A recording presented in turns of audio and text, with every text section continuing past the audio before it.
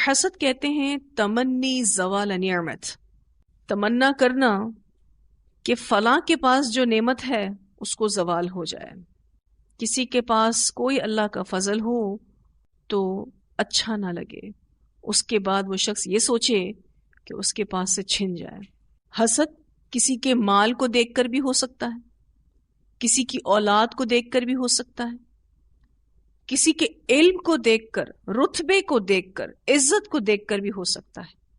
اب مثلا کسی کے پاس علم زیادہ ہے، قابلیت زیادہ ہے، اس سے بھی حسد ہوتا ہے، کیونکہ اس کے پاس اس علم اور قابلیت کی وجہ سے بہت عزت ہوتی ہے.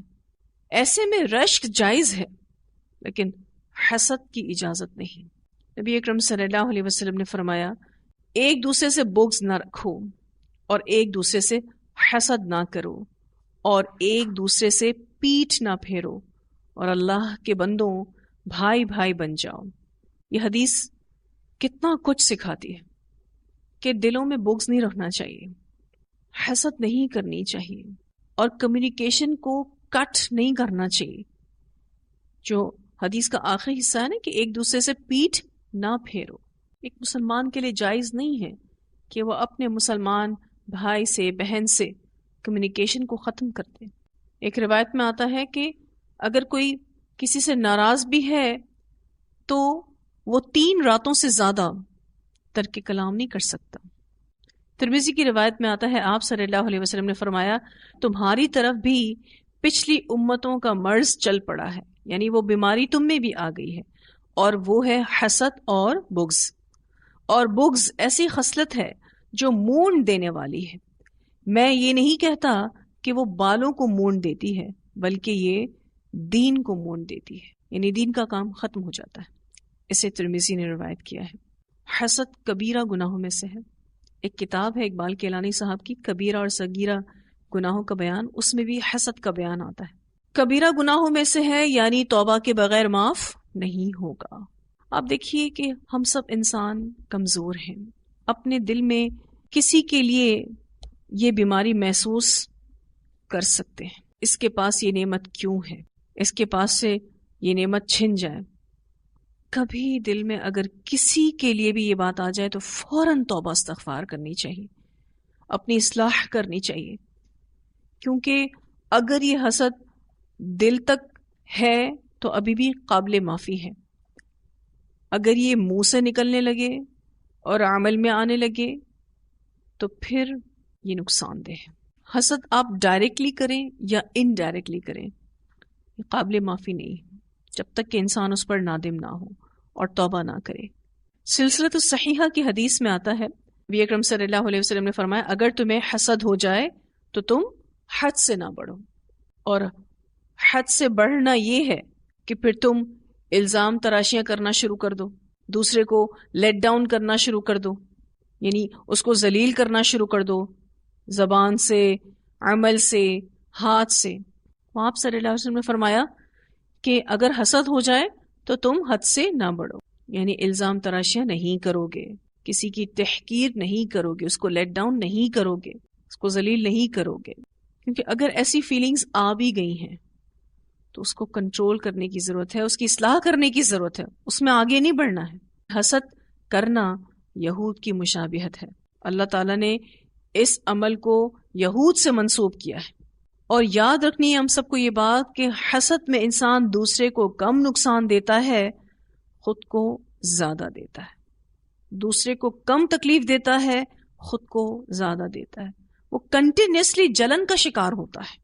اب اس حسد کا علاج کیا ہے؟ علاج یہ ہے کہ جس سے بھی حسد محسوس ہو رہا ہے اور اس میں جیسے کہ میں نے آپ سے ذکر کیا کہ اس کی کسی نعمت کو لے کر حسد محسوس ہو رہا ہے، کسی کی اچھی چیز دیکھ کر حسد محسوس ہو رہا ہے، تو فوری طور پر اس کے لیے دعا کریں بارک اللہ، اللہ آپ کو برکت دے، مبارکباد دیں.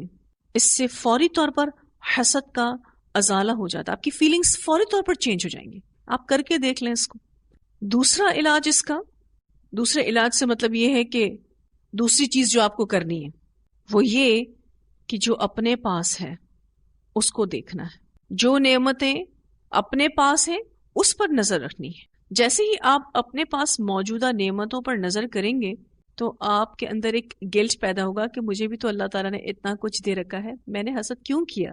جو پہلے سے ہے کیا وہ میرے پاس کم ہے؟ میرے پاس بھی تو اتنا کچھ ہے۔ تو اپنی نعمتوں پر نظر رکھنا۔ حسد تو محسوس ہو سکتا ہے لیکن ان فیلنگز کو کنٹرول کرنا ہے۔ جب کبھی کسی کی بھی نعمت کو دیکھ کر حسد محسوس ہو، سب سے پہلا کام اس کے لیے دعا کریں، برکت کی دعا دیں، ماشاء اللہ کہیں، بارک اللہ کہیں، ساتھ یہ بھی کہہ دیں کہ اللہ تعالیٰ آپ کو آپ کی نعمتوں میں خوش رکھیں، آپ اس کا بہترین استعمال کر سکیں۔ اس سے فوری طور پر آپ کی فیلنگز چینج ہو جاتی ہیں، فوری طور پر۔ اور سیکنڈ سٹیپ پر ہم نے کیا کرنا ہے؟ اپنی نعمتوں پر نظر رکھنی ہے۔ اچھا، اگر ایسا کوئی کہتا ہے نا کہ مجھے تو کبھی حسد محسوس نہیں ہوتا، تو ایسا ہے نہیں، حسد تو محسوس ہو سکتا ہے۔ جو ایک حدیث میں نے آپ کے سامنے ابھی رکھی تھی سلسلۃ الصحیحہ کی، کہ آپ صلی اللہ علیہ وسلم نے فرمایا کہ اگر تمہیں حسد ہو جائے تو حد سے نہ بڑھو۔ اس کا مطلب یہ ہے کہ یہ فیلنگز آ سکتی ہیں لیکن اس کی کریکشن ہونی چاہیے۔ حسد اور رشک میں کیا فرق ہے؟ حسد کی ڈیفینیشن یہ ہے کہ فلاں شخص کی نعمت اس کے پاس سے چھن جائے اور میرے پاس آ جائے، اور اس کا اگلا درجہ یہ ہے کہ میرے پاس آئے یا نہ آئے اس سے تو چھن جائے۔ اور رشک میں کیا ہے بات؟ آپ اگر کسی کو علم میں بڑھتا دیکھتے ہیں اور وہ لوگوں کی رہنمائی کرتا ہے تو آپ رشک کر سکتے ہیں، یا اللہ مجھے بھی ایسا علم عطا کر کہ میں بھی لوگوں کو یوں گائیڈ کر سکوں۔ کسی کے پاس بہت مال ہے، وہ فی سبیل اللہ خرچ کرتا ہے، تو آپ اس پر رشک کر سکتے ہیں کہ اللہ تعالیٰ مجھے بھی ایسا مال عطا کر کہ میں بھی تیرے راستے میں خرچ کرنے والا بنوں۔ تو رشک جائز ہے۔ رشک میں بیسیکلی آپ پازیٹیو ہو کر سوچ رہے ہوتے ہیں، آپ یہ نہیں سوچ رہے ہوتے کہ اس کے پاس سے وہ علم وہ مال چلا جائے، آپ اپنے لیے فضل کی دعا مانگ رہے ہوتے ہیں۔ تو ایسا کیا جا سکتا ہے۔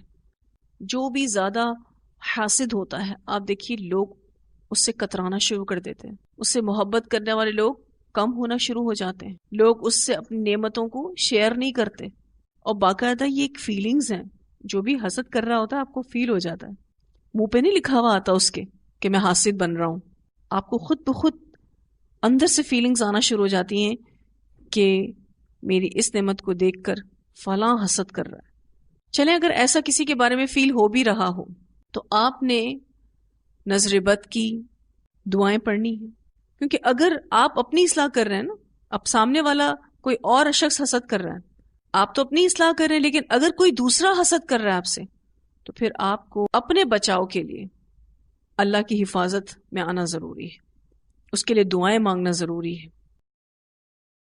بعض مفسرین نے لکھا ہے کہ حاسد کے مفہوم میں وہ آدمی بھی داخل ہے جس کی نظر لگ جاتی ہے، اس لیے کہ جو آدمی حاسد ہے، بد طبیعت ہے یا برا انسان ہے تو پھر اس کی نظر بھی بری ہوتی ہے، اللہ اس سے بھی محفوظ رکھے۔ عمر بن عبدالعزیز رحمہ اللہ کا قول ہے کہ میں نے حاسد سے زیادہ کسی ظالم کو مظلوم کے مشابہ نہیں دیکھا، یعنی حسد کے سبب وہ ظالم ہوتا ہے لیکن نعمت سے محرومی کے سبب وہ مظلوم معلوم ہوتا ہے۔ ایک ایسا ظالم جو کس سے ملتا ہے؟ مظلوم سے ملتا ہے، حسد کرنے کے ساتھ ساتھ وہ ظلم کرنے پر آ جاتا ہے، اور ظاہر ہے نعمت سے محرومی ہے تو وہ مظلوم محسوس ہوتا ہے۔